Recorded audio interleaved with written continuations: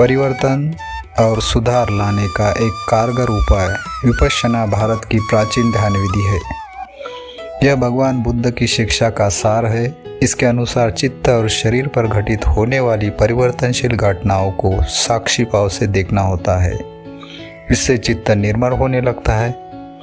इसी विधि का किसी संप्रदाय से कुछ लेना देना नहीं। इसका अभ्यास हर कोई कर सकता है, भले ही वह किसी जाति, संप्रदाय, धर्म या राष्ट्र का हो।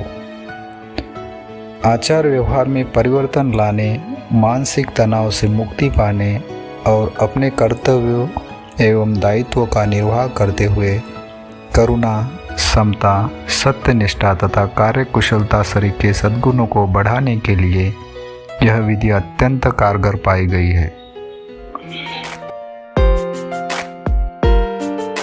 तीसरी शताब्दी ईसा पूर्व भारत में महान अशोक ने अपने विस्तृत साम्राज्य की शासन प्रणाली में सुधार लाने की दृष्टि से विपश्यना को एक साधन के रूप में काम में लिया। अपने शासन तंत्र को चलाने के लिए उसने जिन कार्यकलापों का आश्रय लिया, उनसे पता चलता है कि उसके व्यक्तिगत और सार्वजनिक जीवन में किस कदर पवित्रता, प्रेम, महानता, सदाचार और नैतिकता के भाव अंकुरित हुए थे। उसने प्रशासन की ऐसी प्रणाली विकसित की जो कुशल जनता के हितों का ध्यान रखने वाली, सहृदय और मानव इतिहास में बेजोड़ थी। उसके साम्राज्य के विभिन्न भागों, राजमार्गों, पहाड़ियों, गुफाओं तथा सार्वजनिक स्थानों पर उसके प्रशासन से संबंधित जो अभिलेख चट्टानों और पत्थरों पर उत्कीर्ण पाए जाते हैं, उनसे एक ऐसी व्यक्ति के उदात्त मानस का पता चलता है जो अपनी प्रजा को अपनी संतान के समान प्यार करता था। सभी संप्रदायों और धार्मिक आस्थाओं को आदर की दृष्टि से देखना था और पड़ोसी देशों में शांति और सद्भाव के लिए विश्वास जगाना था। दिल्ली तोपरा स्तंभ पर उत्कीर्ण अपने एक सुविख्यात अभिलेख में अशोक अपने शासनकाल में किए गए उपायों की विस्तृत समीक्षा करता है। अभिलेख की शब्दावली में उसके व्यक्तित्व की अनुपम झांकी देखने को मिलती है। उसका कहना है कि मेरे पूर्ववर्ती राजाओं और शासकों ने भी मेरे ही समान यह कामना की थी कि प्रजा का उत्थान हो, परंतु वे इसमें सफल नहीं हुए। जबकि मैंने सफलता का मुंह देखा। वह अभिलेख में स्पष्ट करता है कि मैं नीति का आश्रय लिया था। इस शब्द की व्याख्या भिन्न भिन्न प्रकार से की गई है, यथा आंतरिक ध्यान, चिंतन, मनन, विपश्यना। वह आगे लिखता है कि इस तथ्य को पाषाणों और स्तंभों पर उत्कीर्ण करवा जाए, जिससे उसका यह संदेश तब तक गूंजता रहे जब तक सूर्य और चंद्रमा पृथ्वी पर चमचमाते हैं। इससे यह स्पष्ट होता है कि लोग कल्याण के लिए प्रतिबद्ध शासन तंत्र में इस उद्देश्य की पूर्ति के लिए किस कदर विपश्यना का प्रभावी रूप से प्रयोग किया जा सकता है। अशोक के उत्तरवर्ती काल में भी विपश्यना का प्रभाव कई शताब्दियों तक रहा। यह चीनी यात्रियों के विशद वृत्तांत से पता चलता है कि जिनमें वे यहाँ के लोगों की संस्कृति और सभ्यता की भूरी भूरी प्रशंसा करते हैं और लिखते हैं कि वे कैसे शांति, समृद्धि और आपसी सद्भाव का जीवन जीते थे। जैसे समय सरकता गया और सदियां ढलती गई, अवांछनीय तत्वों ने इस ध्यान विधि को विकृत कर दिया और इसमें मिश्रण भी कर दिया। इस विपश्यना की प्रभावकारिता समाप्त हो गई और अंततोगत्वा यह विशुद्ध ध्यान विधि अपने उद्गम स्थल भारत से सर्वथा लुप्त हो गई। फिर भी हमारे पड़ोसी ब्रह्म देश ने आरंभ से ही इस ध्यान विधि को अपने नितांत शुद्ध रूप से गुरु शिष्य परंपरा से पीढ़ी दर पीढ़ी संभाल कर रखा। अशोक के शासनकाल में भगवान बुद्ध को विपश्यना का संदेश फैलाने के लिए श्रीलंका, ब्रह्मदेश सहित सुदूर पूर्व के अनेक देशों में धर्मदूत भेजे। अर्वाचीन काल में सयाजी उबाखेन विपश्यना के विश्रुत गृहस्थ आचार्य हो चुके हैं। ब्रह्मदेश के महालेखापाल के पद पर रहते हुए उन्होंने अपने अधीनस्थ विभागों में व्यापक सुधार किए। वह भ्रष्टाचार उखाड़ने, कार्यदक्षता बढ़ाने, निर्णय लेने की क्षमता को विकसित करने और आपसी सद्भाव और संबंधों को सुदृढ़ बनाने में सफल हुए। उन्होंने कहा, ध्यान साधना के फल अनगिनत है। जो सदाशयता से ध्यान साधना करते हैं उनकी सफलता सुनिश्चित है। ऐसा व्यक्ति चाहे वह धर्मपरायण हो अथवा प्रशासक, राजनीतिज्ञ, व्यवसायी अथवा छात्र हो, सही दिशा में बहुत कुछ कर सकता है यदि वह पवित्रता में आगे बढ़ता चला जाए और उसका मानस परमार्थ सत्य को अंतर्दृष्टि से बीनने की शक्ति प्राप्त कर ले। अर्थात इस विद्या का सफल प्रशिक्षण पा लेने वाला व्यक्ति अनेक प्रकार के लाभान्वित होता है।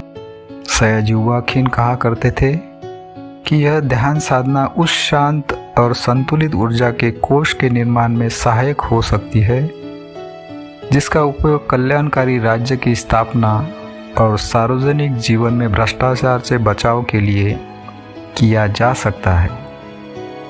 उनके अपने ही उत्कृष्ट उदाहरण से इस बात की खूब पुष्टि हो जाती थी।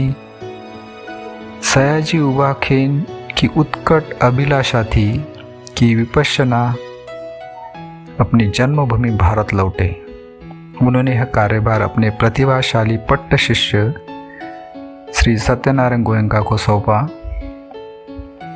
श्री गोयंका भारत में सन 1969 ईसा में आए और उन्होंने यहाँ पर उसी वर्ष जुलाई माह में अपने प्रथम शिविर का संचालन किया और उसके साथ ही फिर से धर्म चक्र परिवर्तित होने लगा। राजस्थान सरकार ने अपनी संस्थाओं में सुधार लाने के उद्देश्य से विपश्यना को साधन के रूप में प्रयोग करने की पुरोगामी निर्णय लिया। इसके लिए सर्वप्रथम श्री गोयंका जी को सन 1975 में केंद्रीय कारागृह जयपुर में जघन्य अपराधों के लिए दंड प्राप्त बंदियों और कारागृह के कतिपय कर्मचारियों के लिए विपश्यना शिविर लगाने के लिए आमंत्रित किया गया। इस शिविर से आश्चर्यजनक परिणाम प्राप्त हुए। दंड प्राप्त बंदियों को अपने किए का पश्चाताप हुआ। उन्हें अपने तनाव से काफ़ी राहत मिली और उनके व्यवहार में भी प्रत्यक्ष परिवर्तन देखे गए। कारागृह के जिन कर्मचारियों ने शिविर में भाग लिया था वे भी अपने कर्तव्यों और दायित्वों के प्रति जागरूक हुए। इस शिविर की सफलता से प्रोत्साहित होकर एक शिविर का आयोजन सन 1976 ईस्वी में भारत में राजस्थान पुलिस अकादमी में किया गया, जिसमें सभी श्रेणी के पुलिस अधिकारियों ने भाग लिया। शिविरार्थियों के आचार व्यवहार पर इसका गहन प्रभाव पड़ा। अपने कार्यों और अपनी भूमिका के बारे में उन्हें और अधिक स्पष्ट जानकारी हुई और समाज के प्रति अपने कर्तव्यों के बारे में जागरूकता और अधिक विकसित हुई। इसके बाद केंद्रीय कारागृह जयपुर में एक दूसरे शिविर का आयोजन हुआ। इसे भी श्री गोयंका जी ने संचालित किया और इसके परिणाम भी पिछले शिविर जैसे ही रहे। इसी अवधि में राजस्थान सरकार के गृह विभाग के कुछ वरिष्ठ अधिकारियों ने विपश्यना शिविर में भाग लिया। उनके माध्यम से उस विभाग में आंतरिक सुधारों की प्रक्रिया आरंभ हुई। इसके फलस्वरूप कागजी कार्रवाई में कमी आई, निर्णय शीघ्र लेने जाने लगे और कर्मचारी तथा अधिकारियों के संबंधों में सुधार आने लगा। गृह विभाग के अधीनस्थ विभागों का पुनर्गठन किया गया और उनकी प्रशिक्षण विधि को सरल और कारगर बनाया गया। इसका परिणाम यह हुआ कि कार्य कुशलता में बढ़ोतरी हुई, काम निपटाने में समय कम लगने लगा और पारस्परिक विश्वास और सद्भाव में अभिवृद्धि हुई। राजस्थान में सफल प्रयोग के बाद गुजरात राज्य केंद्रीय कारागृह अहमदाबाद और केंद्रीय कारागृह वडोदरा में शिविरों का आयोजन किया गया। इनके भी सकारात्मक परिणाम प्राप्त हुए। सन 1993 में केंद्रीय कारागृह तिहाड़ नई दिल्ली, जो एशिया का सबसे बड़ा कारागृह में से है, में प्रथम विपश्यना शिविर का आयोजन हुआ। इसके बाद 4 और शिविर लगे। तत्पश्चात सन 1994 में श्री गोयंका जी के सानिध्य में 1000 से अधिक बंदियों का एक बृहद शिविर आयोजित हुआ, जिसका बंदियों पर गहरा प्रभाव पड़ा। कारागृहों में सुधार लाने के इतिहास में यह एक अपूर्व घटना थी। अब केंद्रीय कारागृह तिहाड़ की 4 दीवारों में केवल बंदियों के लिए एक पूर्ण विकसित विपश्यना केंद्र है, जहां नियमित रूप से शिविर का आयोजन होता रहता है। फलतः वहां के वातावरण में परिवर्तन हो रहा है और मानवीय विकास की प्रक्रिया अनवरत चल रही है। भारत सरकार ने सभी राज्य सरकारों को कारागृहों में सुधार लाने के लिए एक साधन के रूप में विपश्यना शिविर को आयोजित करने पर विचार करने की अनुशंसा की है। महाराष्ट्र सरकार ने भी अपने राज्य के कारागृहों में विपश्यना शिविरों को आयोजित करने का एक बड़ा कदम उठाया है। तिहाड़ के समान ही केंद्रीय कारागृह नासिक में भी एक नियमित केंद्र की स्थापना की गई है। इसी प्रकार विपश्यना शिविरों का आयोजन हरियाणा, बिहार, आंध्र प्रदेश तथा कर्नाटक के केंद्रीय कारागृहों में भी किया जा रहा है। महाराष्ट्र सरकार ने यह निर्णय भी लिया है कि उनके उच्च पदाधिकारियों को विपश्यना शिविरों का लाभ प्राप्त करने का अवसर दिया जाए। इसके लिए वे अधिकारी अपने हकदारी के अनुरूप रूपांतरित अवकाश तथा वास्तविक यात्रा व्यय प्राप्त कर सकेंगे। मध्य प्रदेश सरकार ने भी निर्णय लिया है कि जो पदाधिकारी राज्य प्रशासन अकादमी में लगने वाले विपश्यना शिविरों में भाग लेंगे, वे ड्यूटी पर माने जाएंगे। राजस्थान सरकार ने हाल ही में निर्णय लिया है कि राज्य और अधीनस्थ सेवाओं के सभी छोटे बड़े पुलिस अधिकारियों और जयपुर नगर के विभिन्न आरक्षी केंद्रों के पुलिस कर्मियों को विपश्यना साधना शिविरों में बैठने का अवसर दिया जाए।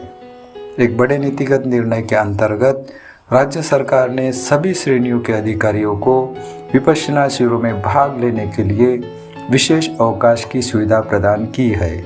सरकार ने यह निर्णय लिया है कि राजकीय लोक प्रशासन संस्थान, राजस्थान पुलिस अकादमी तथा अन्य प्रशिक्षण संस्थाओं में प्रशिक्षणार्थियों के लिए नियमित शिविर लगवाए जाए। भारत सरकार ने विपश्यना के योगदान को यह एक अद्यतन संक्षिप्त विवरण है। आजकल समाज में सरकार की एक व्यापक भूमिका रहती है। सरकार का स्वरूप और इनकी गुणवत्ता का निर्धारण उन लोगों पर निर्भर करता है जो सरकार चलाते हैं और जिनका इस पर नियंत्रण रहता है। इसलिए उन्हें ऐसा प्रशिक्षण दिलवाना आवश्यक हो जाता है जिससे वे सहृदय, संवेदनशील और सत्यनिष्ठ हो सके। केवल मात्र प्रबंधन में दक्षता बढ़ाने से ही बात नहीं बनती, बल्कि मनोवृत्तियों को बदलना आवश्यक होता है, जो मनुष्य जाति के लिए एक शाश्वत चुनौती है। विपश्यना मनोवृत्तियों को बदल सकती है। भारत तथा विश्व में विपश्यना गतिविधि के संस्थापक आचार्य श्री सत्यनारायण गोयंका जी के सत प्रयत्न से यह विद्या सर्वसुलभ है। इसकी प्रभावकारिता अतीत में परखी जा चुकी है और आज भी परखी जा रही है। प्रशिक्षण प्रणालियों में विपश्यना को प्रशिक्षण का अनिवार्य अंग बना देने से हम एक अच्छी सरकार के गठन के प्रति आश्वस्त हो सकते हैं, जो कि हर नागरिक की आंतरिक अभिलाषा होती है। भारत की अनमोल विरासत विपश्यना मानव संसाधन विकास के लिए सबसे कारगर उपाय है।